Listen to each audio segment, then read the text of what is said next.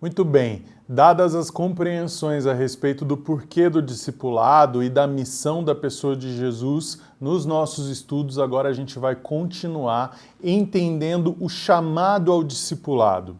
Eu quero muito que você preste atenção nesse tipo de explicação que eu vou trazer para você, porque dentro dessa explicação existe um segredo que você precisa retirar.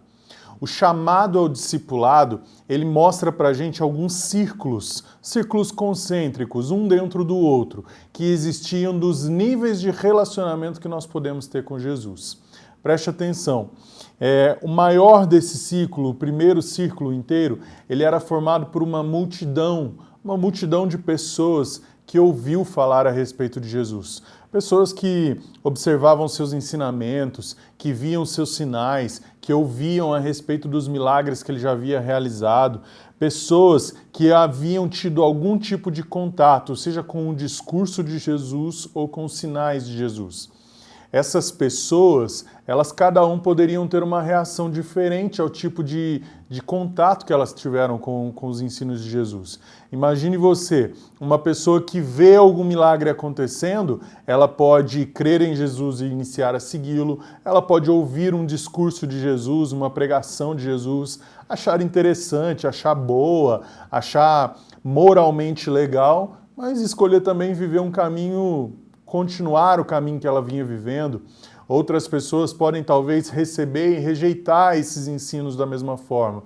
Então o que acontece? Nesse grande ciclo, o primeiro ciclo, são pessoas que de alguma forma ouviram falar de Jesus, mas isso não refletiu em nada, elas continuaram vivendo suas vidas com pouca ou talvez nenhuma mudança significativa nos processos. Dentro desse círculo, dessa multidão, existe um pequeno círculo que é formado, ocupado por 70 discípulos. Esses 70 discípulos se engajaram em missões de curto prazo. Eles eram discípulos já de Jesus, não eram mais ouvintes apenas da mensagem, mas já eram discípulos, pessoas que ouviram a respeito de Jesus, que entenderam o seu chamado, que descobriram e reconheceram que ele era filho de Deus e que agora estavam engajados em algum projeto com Jesus. Mas essas pessoas não viviam inteiramente para Jesus. Eram pessoas que tinham algum momento da sua vida separado para elas encontrarem com Cristo. Elas tiravam suas férias para ir em alguma viagem, em alguma missão, elas tiravam um tempo para estar com Jesus e participar das orações. De repente, em algumas missões, elas iam juntos, participavam, ajudavam com as multidões que estavam ouvindo. Mas elas não eram inteiramente engajadas no projeto de Jesus. Dentro desse outro ciclo dos 70, existe ainda mais um ciclo dos 12. E esse ciclo dos 12 era um ciclo daqueles que Jesus chamava de discípulos, aqueles que Jesus tirou para ele e deu uma missão, deu um valor para essas pessoas. Vamos lá, por exemplo, no livro de Marcos, capítulo 3. No versículo 13 diz assim, olha: depois subiu ao monte e chamou os que ele mesmo quis, e vieram para junto dele. Então designou 12 para estarem com ele, para os enviar a pregar e a exercer a autoridade de expelir demônios. Gente, dentro desse círculo dos 12 estavam as pessoas que iam com Jesus para todos os lugares. Qualquer viagem, eles estavam com Jesus. Essas 12 pessoas largaram tudo da sua vida para estar presente em todas as missões que Jesus exercesse. Aonde quer que Jesus fosse, esses 12 estariam com ele.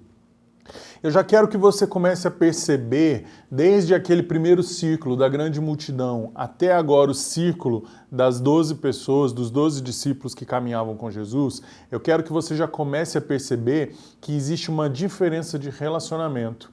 Preste atenção, todos eles foram alcançados por Jesus da mesma forma. Ouviram a mesma mensagem, receberam as mesmas instruções, foram tocados pela mesma pessoa, mas cada um recebeu aquela mensagem de uma determinada forma. Agora, para por aí esse ciclo? Na verdade, não. Dentro do círculo dos 12, tinha um outro círculo ainda, formado por 3 discípulos, Pedro, Tiago e João. E esses 3 discípulos, eles comungavam de uma intimidade com Jesus que os outros 9, na verdade, não tinham. Esses três, eles iam para Jesus em lugares muito específicos. Por exemplo, quando Jesus entrou para ressuscitar a filha de Jairo, quando Jesus subiu ao Monte da Transfiguração, quando Jesus foi orar no Monte do Getsêmani, no Jardim do Getsêmani, todos esses lugares, Jesus falava assim, olha, os 9 ficam aqui, entram comigo, Pedro, Tiago e João. Vão à frente comigo, Pedro, Tiago e João. Testemunham do que eu vou fazer, Pedro, Tiago e João. Pedro, Tiago e João comungavam de uma intimidade com Jesus em um nível que, por exemplo, ao sentar-se na mesa da ceia, quando Jesus começa a revelar ali as atribuições do reino e dizer que existe um no meio deles que vai traí-lo, quando aquilo acontece, João está deitado no colo de Jesus, ao peito de Jesus, dizendo, Senhor, revela para mim quem é esse. E aí Jesus fala para ele assim, ó, é aquele a quem eu vou me dirigir agora. Intimidades com Jesus que só são reveladas num nível de intimidade de quem paga o preço para essa intimidade acontecer.